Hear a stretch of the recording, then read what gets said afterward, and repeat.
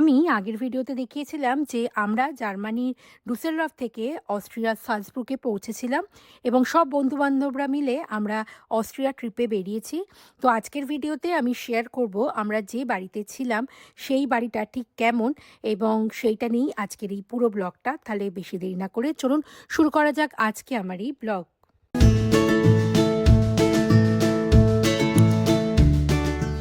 এখন বিকেলবেলা, আর এখন যেহেতু দিনটা অনেকটা বড় হয়ে গেছে, আর এখন বাজে ওই সন্ধে 7:30টার মতো। চাটা সব খাওয়া হয়ে গেছে, আর আমি এলাম আমাদের ঘরটা দেখাতে।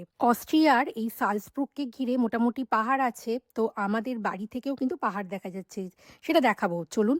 এইটা হচ্ছে আমাদের মেন এন্ট্রান্স, আর মেন এন্ট্রান্সে ঢুকেই বাঁদিকে হলো বেডরুম একটা। তো এইটায় আমরা রয়েছি। আর এইখানে সুন্দর চারিদিকে সাজানো, সব কিছুই সাদা। এখানে একটা মানে স্ক্রিন মতো আছে, বাট এটা কোনো কাজে লাগবে বলে তো মনে হয় না।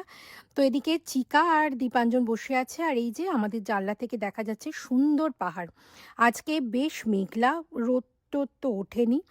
তো এইদিকে আমাদের জ্যাকেট রাখার জায়গা, আর এইদিকে সোজা চলে গেলে রয়েছে হচ্ছে আরেকটা বেডরুম। তবে এটা বেডরুম বলার থেকে এটা ড্রয়িং রুম বলাটা বেটার, কারণ এটা সোফা কাম বেড। এখানে রান্নার সমস্ত জিনিসপত্র রয়েছে, তার সাথে একটা টেবিলও রয়েছে। এখানে দুটো স্টোভটপ রয়েছে, আর রান্না করার জন্য বিভিন্ন আর বাসনপত্র রয়েছে।